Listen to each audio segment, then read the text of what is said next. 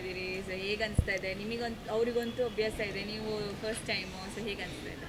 ತುಂಬ ಕಷ್ಟ ಅನಿಸ್ತಾ ಇದೆ. ನನ್ನ ಮೀಲ್ಸು ಮತ್ತು ನನ್ನ ರೆಸ್ಟ್ ಸಿಗ್ತಾ ಇಲ್ಲ. ಬೇಸಿಕ್ಲಿ ಬೆಳಗ್ಗೆಯಿಂದ ಸಾಯಂಕಾಲ ಲೇಟ್ ಆಗಿಬಿಡುತ್ತೆ.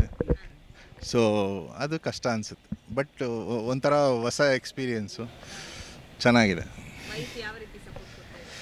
ಫುಲ್ ಎಲ್ಲ 100% ಅವರೇ ಸಪೋರ್ಟ್ ಕೊಡ್ತಾ ಇರೋದು. ಇಲ್ಲಾಂದರೆ ನಾನು ಇಲ್ಲಿ ಇರ್ತಾನೆ ಇರಲಿಲ್ಲ. ಎರಡನೇ ಸಲಿಗೆ ಶೂಟ್ಗೆ ಬರ್ತಾ ಇರಲಿಲ್ಲ.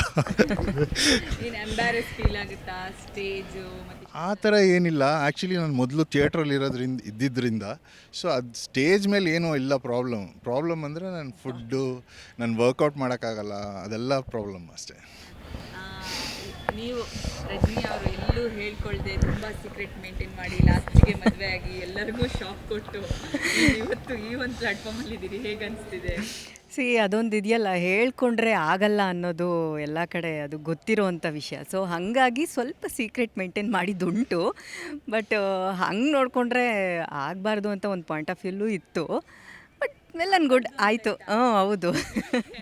ಹಾಗೆ ಸ್ವಲ್ಪ ಇರುತ್ತಲ್ಲ ಏನಾದರೂ, ಎಲ್ಲರ ಇದರಲ್ಲೂ ಒಂದು ರಿಲೇಷನ್ಶಿಪ್ಪಲ್ಲೂ ಅಪ್ಸ್ ಆ್ಯಂಡ್ ಡೌನ್ಸ್ ಇರುತ್ತೆ. ಸೊ ಹಾಗೆ ಇತ್ತು ಅಷ್ಟೇ. ಬಟ್ ವೆಲ್ ಆ್ಯಂಡ್ ಗುಡ್ ಆಯಿತು ಅಷ್ಟೇ. ವಿ ಆರ್ ಹ್ಯಾಪಿ ಇವಾಗ. ಓಕೆ. ಸೊ ಈ ಶೋಗೆ ಬಂದಮೇಲೆ ಏನು ಬದಲಾವಣೆ ಆಗಿದೆ ನಿಮ್ಮ ಇಬ್ಬರ ರಿಲೇಷನ್? ನಮಗೆ ಆ್ಯಕ್ಚುಲಿ ಹೇಳ್ಬೇಕಂದ್ರೆ ಮದುವೆಗೆ ಮುಂಚೆಯಿಂದನೂ ಮದುವೆ ಆದಮೇಲೂ ಈ ಶೋಗೆ ಬಂದಮೇಲೂ ಏನು ಚೇಂಜಸ್ ಆಗಿಲ್ಲ. ನಾವು ಒಂದೇ ಥರ ಇದ್ದೀವಿ. ವಿ ಆರ್ ಜಸ್ಟ್ ಒಂಥರ ಫ್ರೆಂಡ್ಸ್ ಥರನೇ ಇದ್ದೀವಿ. ಇವಾಗಲೂ ಹಾಗೆ ಇದ್ದೀವಿ. ನಮಗೆ ಅದು ಮದುವೆ ಆಗಿದ್ದೂ ಡಿಫ್ರೆನ್ಸ್ ಅನಿಸ್ತಲ್ಲ. ನಾನು ಯಾವಾಗಲೂ ಹಾಗೆ ಹೇಳ್ತಾ ಇರ್ತೀನಿ, ನೀವೇನಾದರೂ ಪಬ್ಲಿಕಲ್ಲಿ ಏನಾದರೂ ಕೈ ಹಿಡ್ಕೊಂಡಾಗ ಮತ್ತು ಏನಾದರೂ ಹಿಂಗೆ ಹಗ್ ಮಾಡಿದಾಗ ಹಿಂಗೆ ಎಸಿಟೇಟ್ ಮಾಡ್ತಿರ್ತಾನೆ. ನಾನು ಮದುವೆ ಆಗಿದ್ದೀನಿ ಕಣೋ, ತಾಳಿ ಕಟ್ಟಿದ್ಯಾ ಅಂತ ತಾಳಿ ತೆಗೆದು ತೋರಿಸ್ತಾ ಇರ್ತೀನಿ. ಸೊ ಆ ಲೆವೆಲ್ಗೆ ನಮಗೆ ಯಾವ ಡಿಫ್ರೆನ್ಸು ಅನಿಸಿಲ್ಲ. ಆ ಥರ ಏನಿಲ್ಲ. ಮಾತಾಡೋದೆಲ್ಲ ಮಮ್ಮಿನೇ ಮಾತಾಡ್ತಾರಲ್ಲ. ಇಲ್ಲ ಅವ್ನು ಸ್ವಲ್ಪ ಶೈ, ಮಾತಾಡಲ್ಲ, ತುಂಬ ಕಡಿಮೆ. ಈಗ ಸ್ವಲ್ಪ ಮಾತಾಡೋದು ಕಲ್ತಿದ್ದಾನೆ ಈ ಶೋಯಿಂದ. ಹೇಳಬೇಕಂದ್ರೆ ಎಲ್ಲರೂ ಅವ್ರ ಅಮ್ಮ ಹೇಳೋರು ಫಸ್ಟು ಅವ್ನಿಗೆ ಮಾತಾಡೋದು ಕಲಿಸು ಅಂತ. ಈಗ ಅವರು ಶೋದು ಇದೆಲ್ಲ ಎಪಿಸೋಡ್ಸ್ ಎಲ್ಲ ನೋಡ್ತಾರಲ್ಲ, ಹೇಳ್ತಿರ್ತಾರೆ ಪರವಾಗಿಲ್ಲ ಬೆಟರ್ ಇದ್ದಾನೆ ಈಗ ಮುಂಚೆಗಿಂತ ಅಂತ. ಯಾವ ಗುಣ ಇಷ್ಟ ಆಗಿದ್ದು? ಈ ಹುಡುಗಿನೇ ಬೇಕು ಅಂತ ಫಿಕ್ಸ್ ಆಗಿದೆ?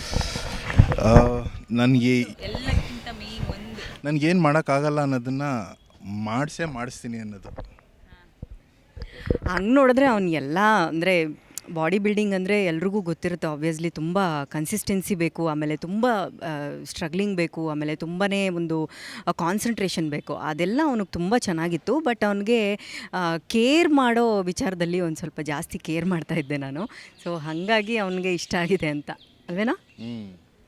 ಕೇರ್ ತುಂಬಾ ಯಾವ ಥರ ಒಂದು ಅಂದರೆ ಎಷ್ಟೋ ಸಲ ನನ್ನ ಮೀಲ್ಸ್ ಮಾಡೋದು, ನನಗೆ ಬೇಸಿಕ್ಲಿ ಫುಡ್ ಅಂದರೆ 100% very important in my life.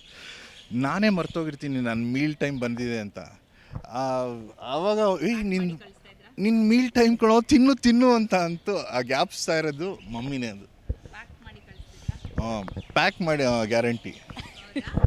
ಏನಿಲ್ಲ, ಪ್ಯಾಕ್ ಎಲ್ಲ ಏನು ಮಾಡಲ್ಲ, ಅದೆಲ್ಲ ಸುಳ್ಳು ಪಾಪ. ಇದುವರೆಗೂ ಬರೀ ಆಮ್ಲೆಟ್ ಮಾತ್ರ ಮಾಡಿಕೊಟ್ಟಿರೋದು ಇಷ್ಟು ವರ್ಷದಲ್ಲಿ, ಅದು ಗೊತ್ತಾ? ಈಸಿ ಅಲ್ವಾ, ಅದಕ್ಕೇ. ಬಟ್ ಪ್ಯಾಕಿಂಗ್ ಎಲ್ಲ ಅವನೇ ಇನ್ನೂ ವಾಪಸ್ ನನಗೆ ಅಡುಗೆ ಮಾಡಿಕೊಡ್ತಾನೆ ಅವನು, ಅಷ್ಟು ಸ್ವೀಟು. ಓಕೆ. ಶೋ ಮುಗಿದ್ಮೇಲೆ ನೆಕ್ಸ್ಟ್ ಏನು ಪ್ಲಾನ್ಸ್ ಇದೆ? ಫ್ಯೂಚರ್ ಪ್ಲಾನ್ಸ್ ಏನಿದ್ರದ್ದು? ಫ್ಯೂಚರ್ ಪ್ಲ್ಯಾನ್ಸ್ ಅಂತ ಏನೂ ಯಾವುದೂ ಇಲ್ಲಿವರೆಗೂ ಇಟ್ಕೊಂಡಿರಲಿಲ್ಲ. ಸೊ ಇನ್ನು ಮುಂದೆನೂ ಇಟ್ಕೊಳ್ಳದೆ ಹೋದರೆ ಚೆನ್ನಾಗಿರುತ್ತೆ ಅನಿಸುತ್ತೆ. ಯಾಕಂದರೆ ಲೈಫಲ್ಲಿ ಸರ್ಪ್ರೈಸಸ್ ಬಂದರೆ ತುಂಬ ಖುಷಿ ಕೊಡುತ್ತೆ. ಅದು ಅದಾದಮೇಲೆ ತುಂಬಾ ಟ್ರಾವೆಲಿಂಗ್ ಇದೆ.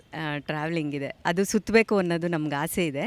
ಖಂಡಿತವಾಗ್ಲೂ ಅದೊಂದು ಫುಲ್ಫಿಲ್ ಮಾಡ್ಕೋತೀವಿ. ಅದು ಬಿಟ್ಟು ಲೈಫಲ್ಲಿ ಇದನ್ನೇ ಮಾಡಬೇಕು, ಹೀಗೆ ಇರಬೇಕು ಅನ್ನೋದು ಏನು ಆ ಥರ ಇಲ್ಲ.